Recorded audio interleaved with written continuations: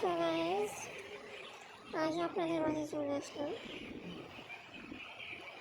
এখন সময় হচ্ছে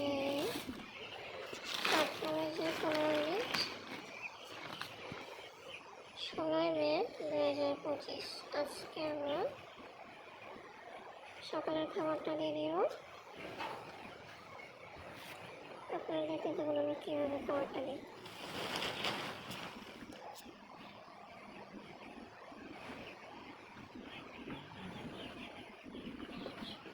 খাবারটা প্রত্যেকটা খাবার পাত্রে 1 মগ করে খাবার দিব। এখানে 1 লিটার করে 1 কেজি করে খাবার প্রত্যেকটা পাত্রে দিয়ে দিব। আমরা প্রথম পাত্রে দিলাম খাবার দেবো আগে পানি দিয়ে খাবার দেওয়া লাগে, পানি আছে না? দ্বিতীয় পাত্রে দিব ওই পানি আছে, ওইখানে রাত্রি পানি চেঞ্জ করে দেবো না। দ্বিতীয় পাত্রে শেষ। এখন চলে যাবো তৃতীয় পাত্রে।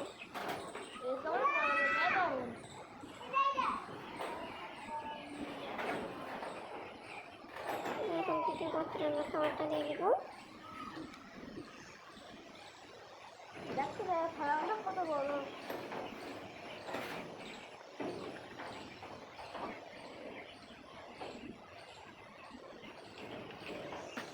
এইভাবে আস্তে আস্তে আমরা সব খাবার পাত্রে আমরা খাবারটা দিয়ে দিব।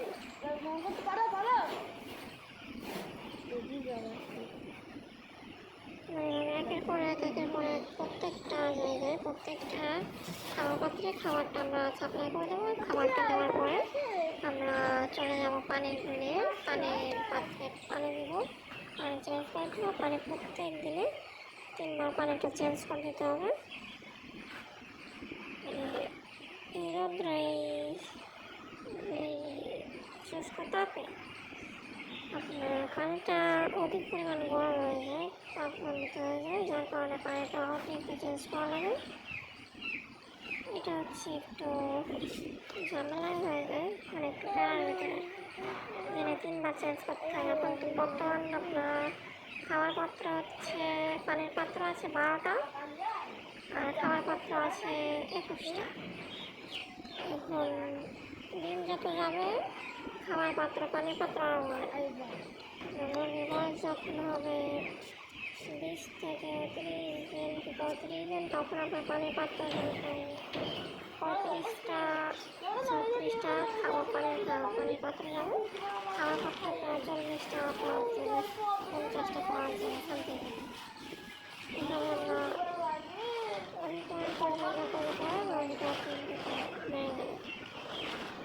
কথায় এদের কোনো খাওয়ানোর অভাব নেই। যখন এরকম কথা খাবো একদম খাবো একদম কিন্তু তার মধ্যে খাওয়া একদম খাই, ঠিক আছে? মানে এদের খাওয়া দেখলে আপনি নিজেও অবাক হবেন যে এরা এতটুকু পান, এরা এত কীভাবে খায়। মাথায় আসে না এত কীভাবে খেতে পারে। তো আপনারা চোখে দেখে এটা বিশ্বাস করবেন না যে এরা কত পরিমাণ খায়। এটাতে লাভবান হওয়া যায় পারে, অতি দ্রুত লাভবান হওয়া যায়। আপনার 39 দিন 36 দিন 40 দিনে আপনার প্রায় 1000 রোগী করতে আপনার 80,000 টাকা 60,000 টাকা এইভাবে লাভ হতে প্রত্যেকদিন।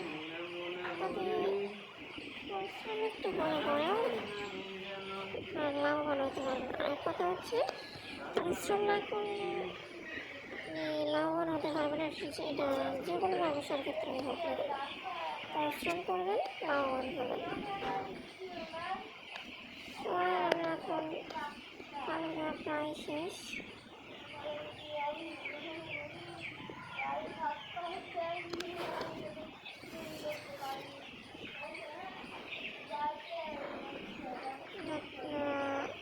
সাথে থাকুন, দেখে থাকুন কীভাবে কী করি আমরা।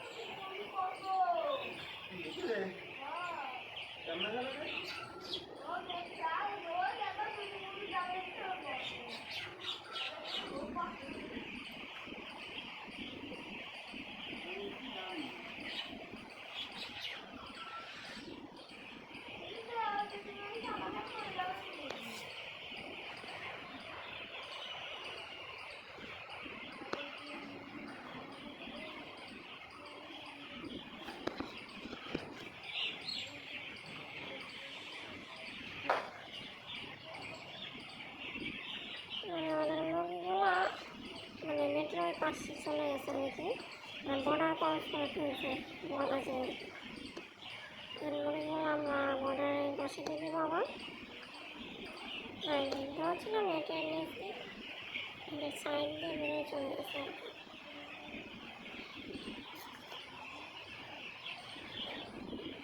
একটু কষ্ট তো করাই লাগবে, একটু মানুষ আর কি।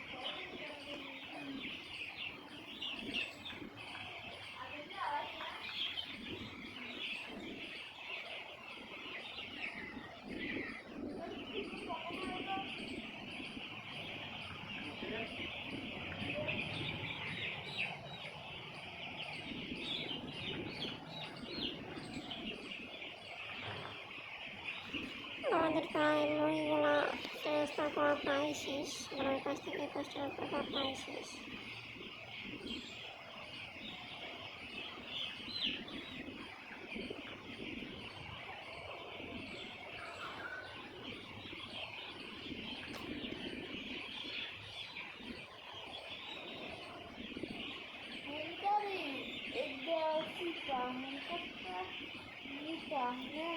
আরেকটা বিষয় হচ্ছে মুরগিগুলো আপনি নিয়মিত খাওয়াতে পারবেন। কোনো প্রকার কোনো যদি একটু সমস্যা হয় তাহলে পরে আপনার মুরগিগুলো প্রত্যেকটা মুরগি অসুস্থ হয়ে পড়বে, ঠিক আছে? যাতে অসুস্থ যাতে না হয় তার জন্য আপনার বিভিন্ন ধরনের কাজ করতে হবে। যেমন তুষ মানে মাছ যে বিছানাগুলো থাকে এগুলো যাতে ভিজে না যায়, সবসময় চেষ্টা করো শুষ্ক রাখার, মানে শুষ্ক না রাখা মানে রাখা এরকম বিষয়টা। অনেক সময় আছে পানি পরে এগুলো শক্ত হয়ে যায়, ঠিক আছে, ভিজে গেছে এগুলো থাকলে পরে মুরগিগুলো অতি শীঘ্রই অসুস্থ হয়ে যাবে। অসুস্থ হলে পরে আস্তে আস্তে সব অসুস্থ হয়ে যাবে। এদিকে খুবই খেয়াল রাখতে হবে আপনাদেরকে। নিয়মিত ডোজ আছে কিছু, ওই কিছু ডোজ আছে, 3টা ডোজ আছে। 3টা ডোজ যদি সঠিক সময় মতো দেওয়া হয় ইনশাল্লাহ আর কোনো রোগ বালাই হবে না আর কি। এখন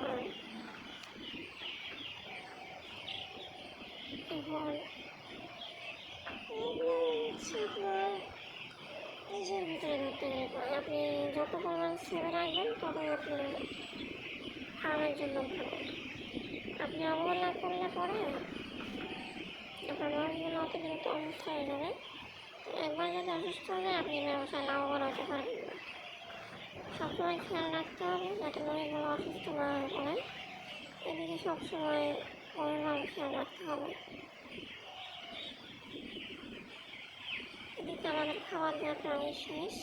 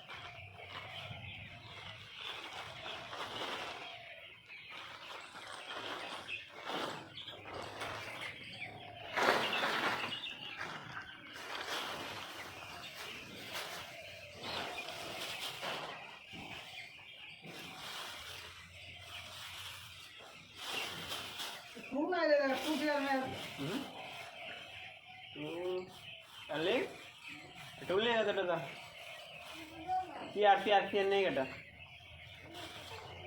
हैं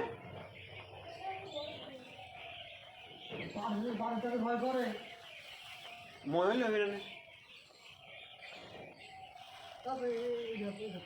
नहीं रहा नहीं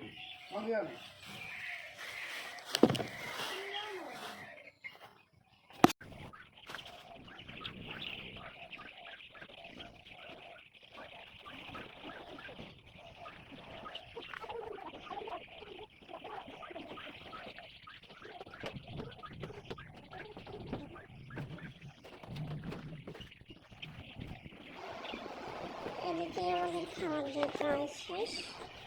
এখন পালা পানি পালা। এখন আমরা প্রত্যেকটা পানির পাত্র তুলে নেব নতুন পানি দেওয়ার জন্য। এদিকে আমাদের পানি শেষ হয়ে গেছে হাতে।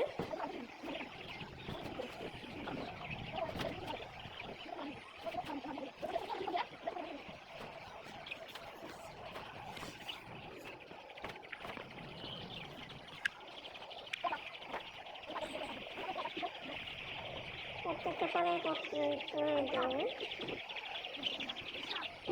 সব পানির পাত্র তুলে নতুন করে পানি দিতে হবে। সব পানি প্রায় শেষ হয়ে গেছে, গরম হয়ে গেছে।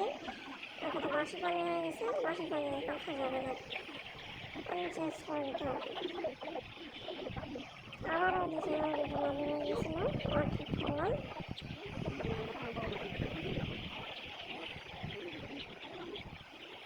ওদিকে আমাদের আশপাশে চারপাশে পর্দা তোলানো প্রায় শেষ।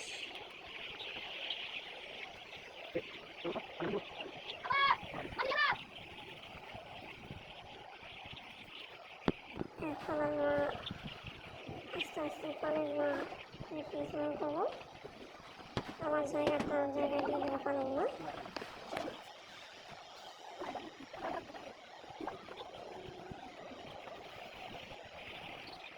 এক এক করে যেখানে পাতা সেখানে রেখে দেবো। আবার চেষ্টা করেন পানির পাত্রগুলো একটু ধুয়ে দেওয়ার আর কি, কারণ ওখানে বাথরুম করতে হবে না, পটি টটি পরে আর কি, এই জন্য একটু নোংরা হয়ে যায়।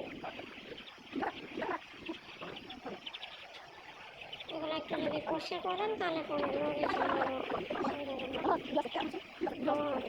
অসুস্থ হবে না। পরিষ্কার পরিচ্ছন্ন না থাকলে পরে যে কোনো জিনিসই আপনার অসুস্থ হয় না, ঠিক আছে। যে আমাদের পানি দিয়েও প্রায়